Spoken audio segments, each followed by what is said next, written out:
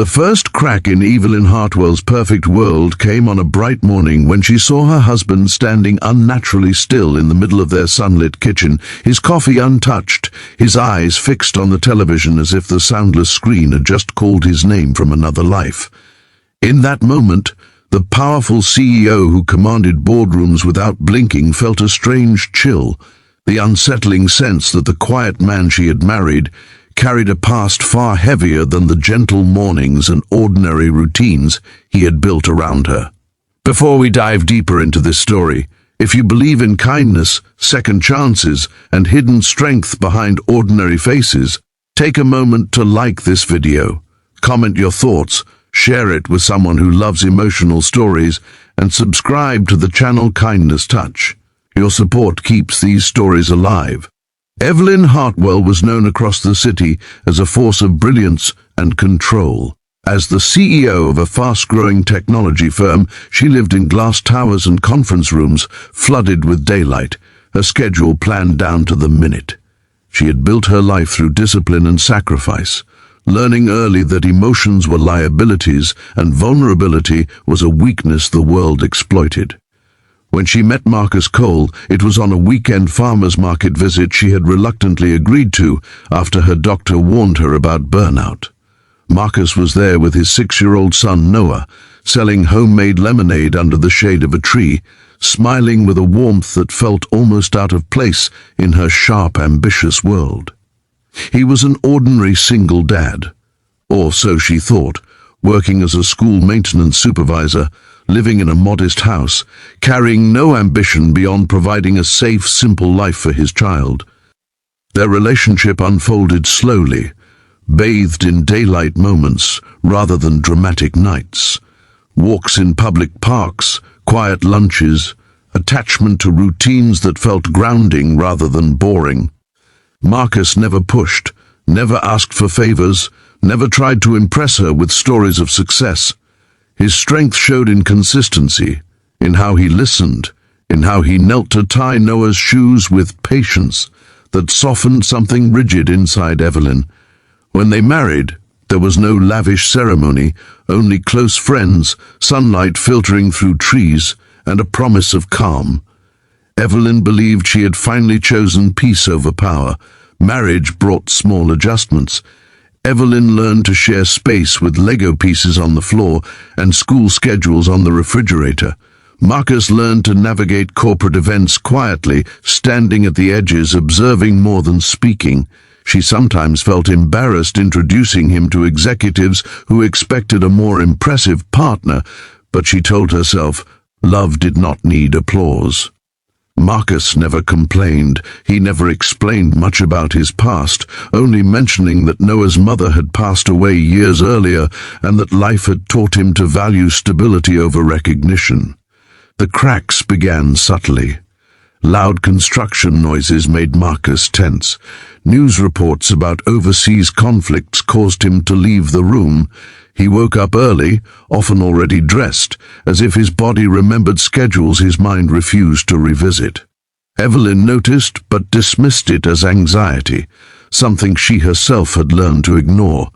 In her world, people survived by pushing through discomfort. The turning point came one clear afternoon when Evelyn hosted a charity technology expo at her company's outdoor campus.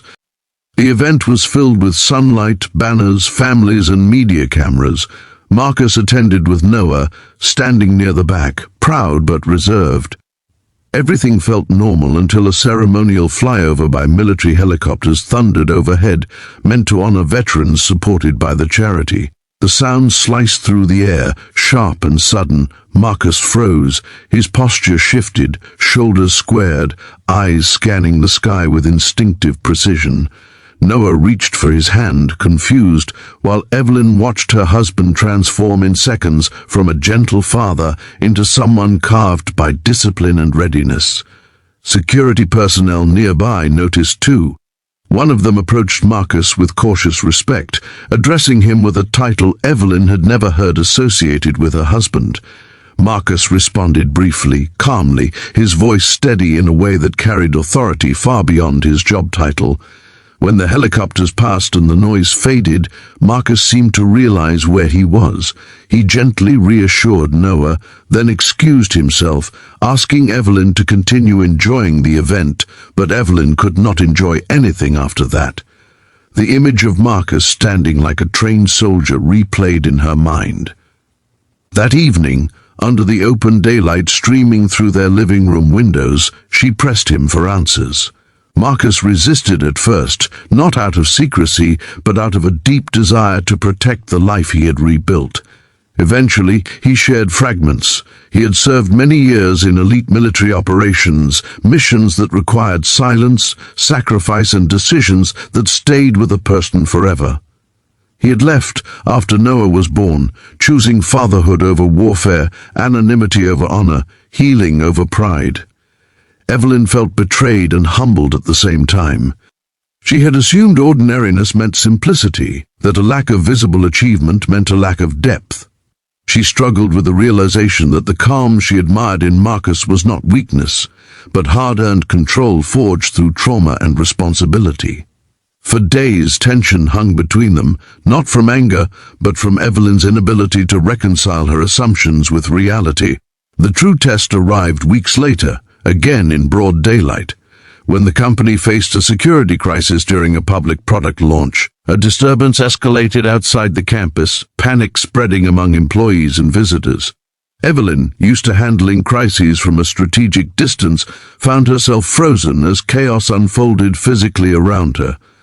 Before security could fully respond, Marcus moved. He guided people to safety with clear, decisive actions, coordinated with guards, and calmed the crowd without raising his voice. He protected Noah, ensured Evelyn was safe, and helped de-escalate the situation before authorities arrived. Watching him that day, Evelyn understood something profound. Leadership did not always wear tailored suits or demand recognition. Sometimes it wore worn sneakers, carried a child on one arm, and quietly ensured others survived the storm. Marcus never took credit. He returned to his quiet routines the next day, mowing the lawn under the sun, helping Noah with homework, making dinner. Evelyn, however, was changed. She began re-evaluating her own definition of success. She invited Marcus into conversations about company culture, resilience, and employee well-being. His insights, shaped by life and death responsibility, influenced her leadership more than any executive seminar ever had. Their marriage deepened, not through grand gestures, but through mutual respect and understanding. Marcus's military past did not come back to reclaim him, it came back to reveal him. It reminded Evelyn that the strongest people often choose silence, that true power lies in protecting rather than dominating, and that love built on assumptions must be rebuilt on truth. In daylight moments filled with laughter, responsibility, and quiet healing, they created a family rooted in trust rather than illusion. As the years passed, Evelyn stepped back from relentless ambition, choosing balance. Marcus continued being an ordinary dad in the eyes of the world, and that was exactly how he wanted it. Noah grew up knowing his father not as a soldier, but as a protector of everyday moments. And Evelyn learned that marrying an ordinary man had given her an extraordinary life. If this story touched your heart, if it made you reflect on the hidden battles people carry in the quiet strength of kindness, please take a moment now to like this video, share it, and stay connected with Kindness Touch. Your engagement helps spread stories that matter. Before the ending, we have a special request for you. Please comment the word respect if you believe that true heroes often live ordinary lives. In the end, the CEO did not lose control of her world by loving an ordinary dad. She finally found the courage to see beyond titles, beyond assumptions, and into the quiet bravery that holds families together. And in the warm light of everyday life, that understanding became her greatest achievement.